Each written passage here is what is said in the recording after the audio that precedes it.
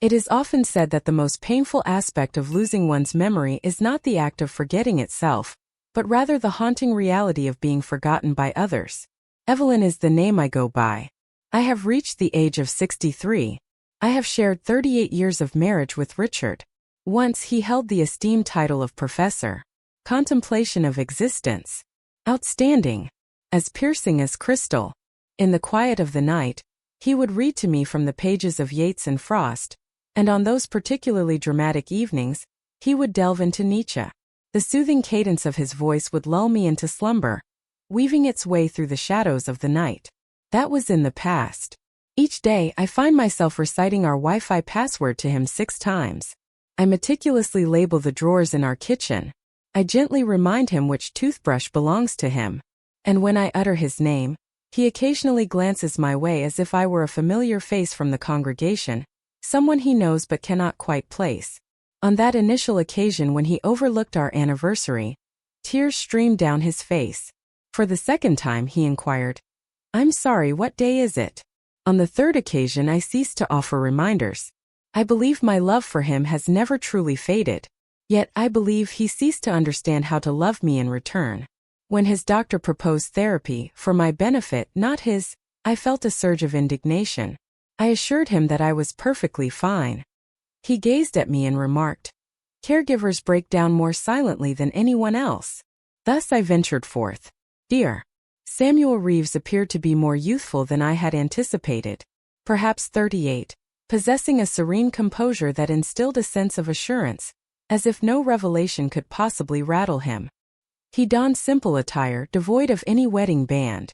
The subtle aroma of bergamot mingled with the scent of well-loved books in his office. He inquired about my well-being. I insisted that I was all right. He lingered in anticipation. The stillness lingered. I blinked with effort and murmured, "I'm weary." He gave a slight nod and inscribed a few words on the page. He inquired, "When was the last occasion you indulged in something solely for your own sake?" A chuckle escaped my lips. "Laundry." A smile graced his lips. Yet I was not released from my obligations. Our encounters unfolded each week. It wasn't until I caught myself selecting earrings on Thursday mornings that I recognized my anticipation for the occasion. Merely as a precaution, I recounted tales that had faded from Richard's memory, concerning the circumstances of our encounter, the manner in which he made his proposal, the melody that accompanied our first dance as a married couple. He inquired about what I longed for the most. I remarked, the moment when he would gaze at me. Dear. Reeves remained silent for an extended period. Then he uttered a phrase that sent a chill through my veins. "And how long has it been since someone gazed at you in that way?" I remained silent.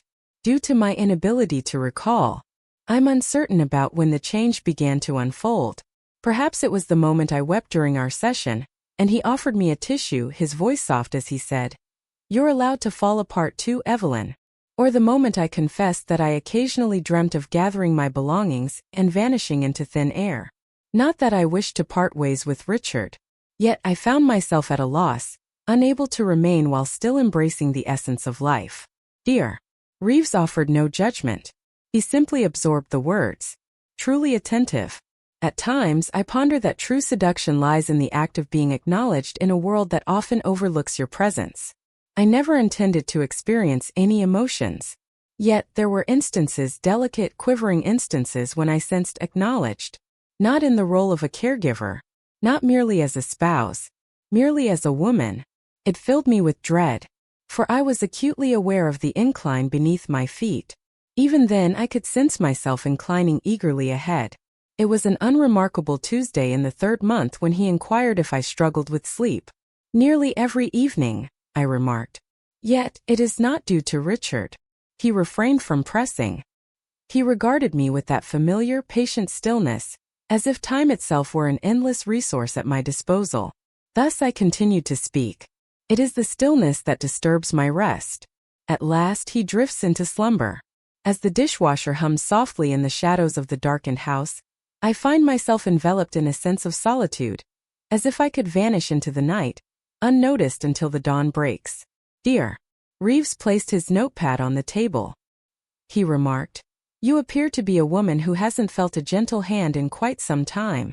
I raised my gaze. His voice bore no trace of judgment, not even longing, simply observation, veracity. I remained silent, yet I sense my breath falter. My stomach flutters. Suddenly my ring finger felt constricted, as if the very air around it had thickened. That evening I lingered before the mirror, lost in thought, more than I typically would. I removed my wedding ring, not from a sense of guilt, merely a matter of curiosity. The tan line beneath it appeared as a void, resembling a faded mark from the past. I slid it back on, yet an unfamiliar sensation lingered. Rest eluded me last night. Fingers grazed against mine, a fleeting touch over the surface of a coffee table, lingering in the realm of dreams. In the following session I presented banana bread. He offered a smile. He mentioned that his mother prepared it that way with walnuts. We engaged in a conversation about the minutiae of life. Growing older. Melody. Tempestuous downpours. I shared with him the memory of dancing barefoot on the cool tile of the kitchen with Richard. He inquired about the last occasion. I cannot recall. He murmured. I wager you still recall how. His hand remained distant from mine, yet it remained nearby. As I reached for my bag later, our fingers brushed against one another. Only just. Yet the embrace of its warmth trailed behind me as I returned home. 2 weeks later, the rain fell steadily. I arrived ahead of schedule. Silence enveloped the office. He extended an invitation for tea. Chamomile. I lingered by the window as he poured. I glanced back to express my gratitude. He advanced with measured intent. Merely a touch. So near that I could sense the electric charge between us crackling in the atmosphere. You have a way of standing like that, he whispered. As if you're preparing for a collision. I chuckled, a sound barely escaping my lips. Perhaps I am. His gaze sought out my own. Then his hand rose slowly with care and brushed against my face, fingertips grazing the jawline, a gesture imbued with reverence rather than romance. I remained steadfast, unwilling to retreat. In that instant the world around me faded away. Dismissed the chamber, the downpour, the band. What lingered in my mind was the sensation of being noticed and caressed, as if I truly held significance. His thumb grazed a tear I hadn't known had slipped down my cheek. He remained silent. I did not either. Yet on that night the visions returned to me once more. Of being embraced. And in the dream I was not Evelyn the caregiver. I was simply Evelyn. During the following session our words were few and far between. I settled into my seat, adjusted my skirt, and he inquired as expected, "How was your week?" Yet in that moment neither of us truly heard a word. There was an electric tension in the atmosphere, something primal. I responded with ambiguous phrases. He nodded with an air of practiced professionalism. We swirled around a memory we both cherished yet left unspoken. At last he remarked, "You appear more subdued today." I gazed down at my hands. I feel vibrant, yet solely within. He remained silent. Allow the silence to linger until I shatter it on my own. I'm uncertain about our direction. He nodded with deliberate slowness. We find ourselves perched upon a precipice. I chuckled, devoid of moisture. And we're feigning that it's firm earth beneath us. He gazed at me, a blend of longing and remorse flickering in his eyes. On the Thursday that followed, I chose not to go to the office. I sent him a message. Would it be possible for us to meet at a different location? His reply came in a heartbeat. A park lies just off Glendale. Midday. Upon my arrival he was already there, waiting. Casual attire. With a warm cup of coffee cradled in my hand. Without a notepad. Without the relentless ticking of a clock behind us. We strolled onward. I have just taken a walk. Amidst the golden leaves and the serene quiet of early autumn. Once our hands brushed against each other. On the other hand, and on the third occasion they remained united. It was a subtle occurrence. An enigmatic matter. Yet the warmth enveloped me as if I had been shivering for an eternity, unaware of my own chill. We lingered on a bench under a tree, its leaves fading into the embrace of autumn. He glanced my way and remarked, "There's no need for you to say anything. I found myself yearning to be close to you." I ought to have distanced myself. In that moment I inclined my body forward. I leaned my head gently against his shoulder. He remained still. He simply inhaled and exhaled. And so did I. The initial kiss did not take place in the park. 3 days later, it unfolded in the back seat of his car. Amidst a sudden deluge. Our paths crossed at the pharmacy. Sheer happenstance. Perhaps not. He kindly proposed to take me home. The vehicle sat idling in front of my home, its wipers persistently swishing back and forth. Silence enveloped us. Merely gazed out at the rain. He then shifted his gaze towards me. I gently swept a lock of hair away from my cheek. And kissed me. Slowly, with a hint of inquiry trembling with uncertainty. I returned his kiss. In that instant a fracture echoed within me. Years of silence, of servitude, of existing as the mere backdrop in another's existence. All of it shattered. He embraced me as if I were delicate and sacred, as if I were a figure etched in memory. As we finally separated, I gazed at my reflection in the glass. My cheeks burned with a rosy hue. My lips were gently parted. I appeared vibrant. For the first time in years, I found no shame in my desire for more. The dawn of my 64th birthday arrived devoid of blooms. Richard lingered by the stove, his gaze fixed on a pan of eggs, blinking in quiet contemplation. Silence enveloped him, words unspoken. Not a single good morning. He had let it slip from his mind. I bided my time until the sun hung low in the afternoon sky before revealing my thoughts to him. I wished to avoid diminishing his sense of self. Yet I craved to be acknowledged. He blinked, a look of bewilderment crossing his face. Is it your birthday? Then with a bashful chuckle. You look great for 60? His intention was to jest. Yet it sliced deeper than reality. As dusk settled, Samuel dispatched a message. Please open your front door. I certainly did. A solitary white envelope lay upon the mat. Within, a note inscribed in neat, purposeful script. You once shared with me your fondness for cinnamon. Turn around. On the porch railing behind me rested a paper bag, its warmth still lingering. Within lies a pair of warm cinnamon rolls from the charming bakery on 8th Street. The one I alluded to in a casual remark 2 months prior. He recalled. That night I encountered him. Not within the confines of his vehicle. He is not present at his office. Yet, within the confines of the motel on Hawthorne, in room 217. He swung the door wide just as my hand was poised to knock. I crossed the threshold. He kissed me as if I were something delicate and essential, as though this were not merely an affair, but rather a profound reclamation. We peeled away our layers with a hesitant, trembling grace, like peeling back the layers of a hidden truth, one that neither of us wished to reveal to anyone beyond ourselves.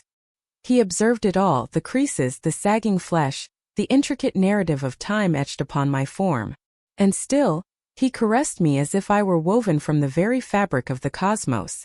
As he entered me, tears streamed down my face, not born of suffering, from the profound, heart-wrenching solace of being desired. In the aftermath, we found ourselves enveloped in a profound silence. He drew gentle circles on my back. The motel ceiling fan whirred above me, its rotation languid and weary, as I gazed up in contemplation. Do you believe we are inherently flawed? I inquired. He paused before responding. No, he replied at last. It seems we are merely individuals who have remained silent for far too long. I inclined my head in acknowledgement. Then she whispered, he forgot my birthday. Samuel pressed his lips gently against my forehead. Yet your voice has remained etched in my memory. And that night I found myself believing him, even if only for a fleeting moment. The conclusion arrived not through conflict. It concluded with a soft murmur. Samuel found himself in my kitchen. The morning light sprawled across the floor, reminiscent of milk carelessly poured out. His hands rested comfortably in the confines of his pockets. The coffee grew cold as it sat between us. His decline is accelerating, I remarked. Richard. Samuel nodded, his gaze weighted with fatigue. You must be with him, he murmured softly. I parted my lips to contest, to express a courageous thought. Yet all I could muster was a single breath. I harbor no regrets, I murmured softly. He moved nearer, grasped my hands gently, and pressed his lips to my knuckles. "You showed me the art of listening," he remarked. We held back our tears. Not at that moment. We lingered in the silence, two souls striving to etch a farewell into our memories. A note was left on the counter. I have yet to open it. I am unable to do that. Not at this moment. Silence enveloped the days once more. Once, Richard addressed me by his sister's name. Then by his mother's hand. I chose not to correct him. In the quiet of the evenings, I find myself seated beside him. At times, I find myself softly humming the melody from our wedding day. He cannot recall the words. Yet, in the shadows, his hand seeks out mine. And that must suffice. Occasionally, I stroll by the motel on Hawthorne. The flickering porch light of room 217 remains unchanged. I never step inside. Yet, there was a moment when I found myself on the opposite side of the street, drenched by the falling rain. Merely stood there, trembling in the cold. Recollecting. Not the affair. Yet, the sensation of hearing my name spoken was something extraordinary. Once more I don my wedding ring. Doesn't quite fit the same way. An unseen indentation lingers, a change in the surface, as if something that once resided there has chosen to depart. And I allowed it to happen. This tale does not serve as a confession. It stands as a testament to preservation. A modest uprising. A heartfelt missive to the woman I once lost sight of. Samuel did not destroy my existence. He brought to my attention that it belonged to me. As I share this with you, it is not a request for absolution. Even at 63, it's important to recognize that being seen once more is entirely within the realm of possibility.